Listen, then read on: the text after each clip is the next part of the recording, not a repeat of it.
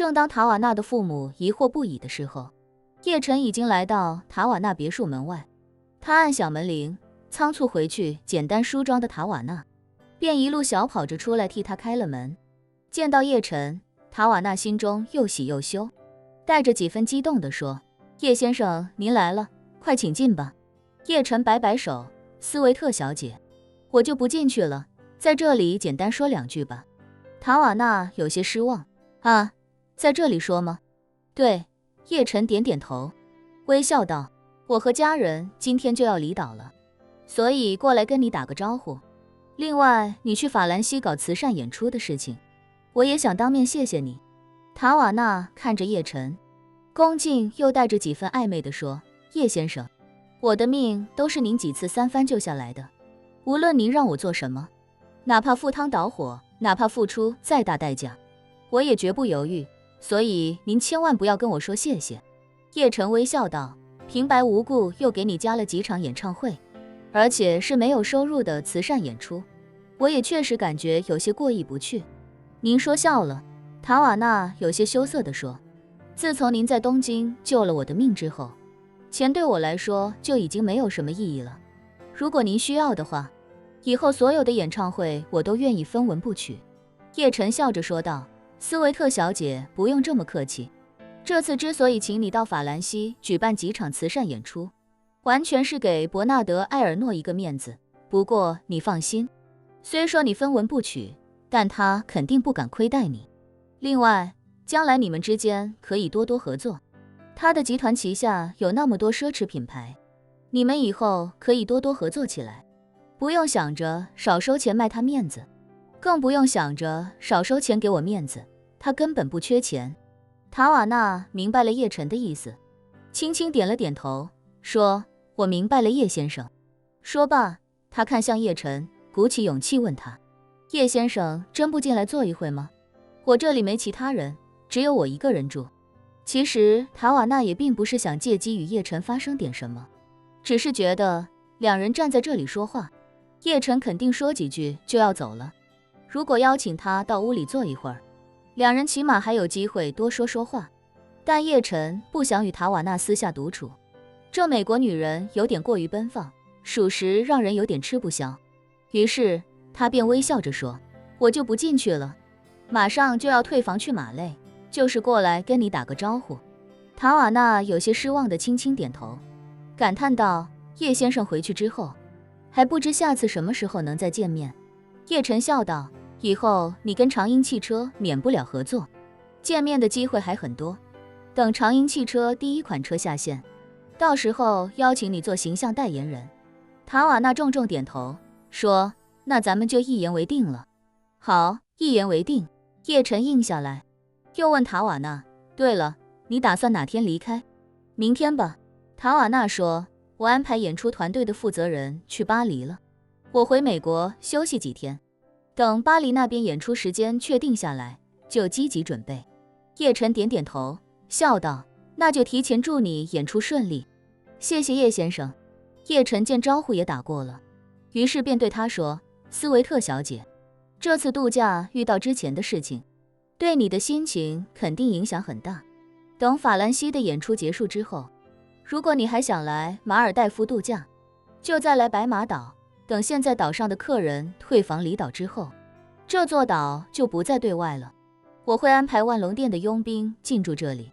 如果你再来这里度假，安全问题绝对可以得到保障。”塔瓦纳惊讶地问：“白马岛以后不对外营业了？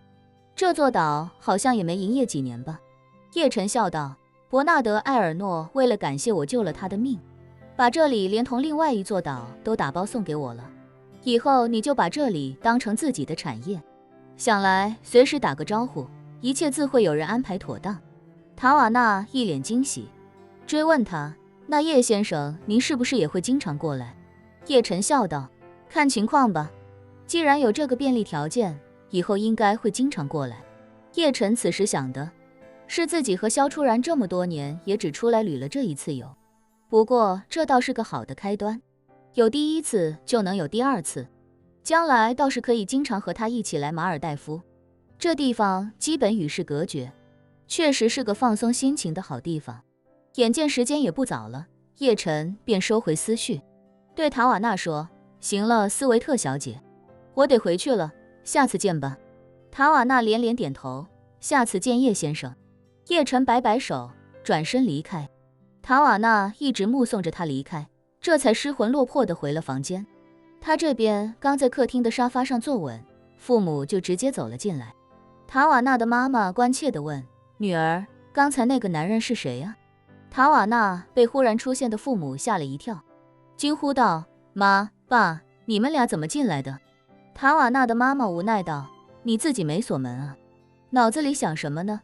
这么心不在焉，连门都忘了锁。”“啊，哦，没什么。”塔瓦纳很是尴尬，支支吾吾地说：“就是刚才在想后面演出的事情，可能有点失神了。”塔瓦纳的妈妈问他：“女儿，你还没告诉我们，那个男人究竟是谁？”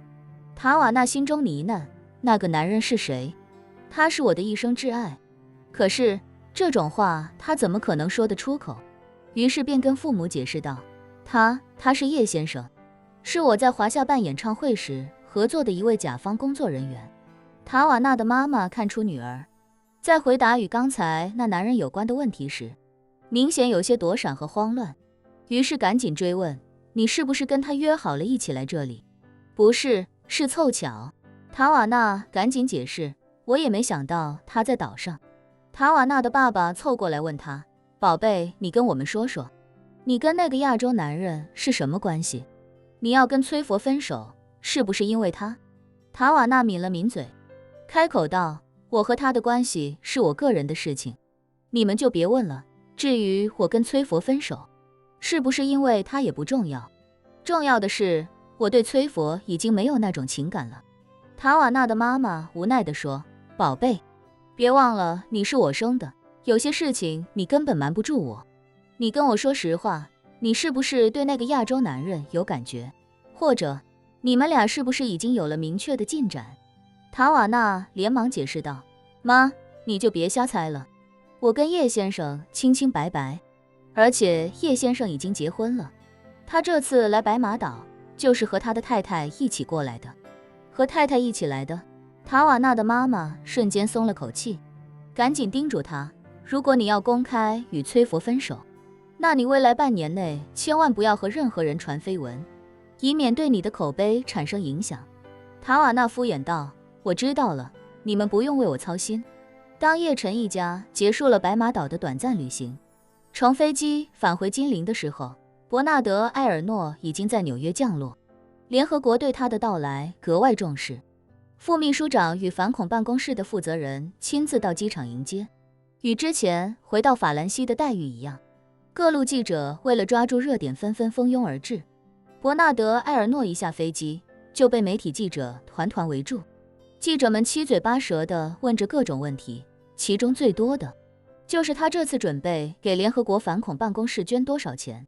伯纳德·埃尔诺直言不讳地说：“诸位，时间有限，我就不在这里一一回答大家的问题了，就大家关心的一些问题，我来简短地做一个说明。首先，我这次来准备向联合国反恐办公室捐赠2亿美金，用来推动联合国在全世界范围内的反恐工作。”现场记者纷纷震惊不已，这年头富豪捐赠的很多，搞慈善基金会的更多，但是很少有人会直接给联合国这样的权威机构捐赠巨额现金。究其原因，其实无非就是一些行业潜规则而已。很多富豪的捐款并不是真的捐出去了，而是把钱从自己的口袋里拿出来，放到了另一个完全受自己控制的口袋里。他们一般都喜欢给自己的基金会捐钱，这笔钱放在基金会里，未必真的会拿去搞慈善事业，多数时候只是他们给自己以及子孙后代留的一种变相信托。用慈善的名义来搞基金，不但能够收获很好的名声，更重要的是还给自己的资金找了一个绝佳的避税通道。所以他们给自己的基金会捐钱都非常舍得，动不动就是几亿、几十亿，甚至上百亿美金。可是捐给联合国这种机构就不一样了，这可不是左手换右手，这是直接把真金白银捐出去。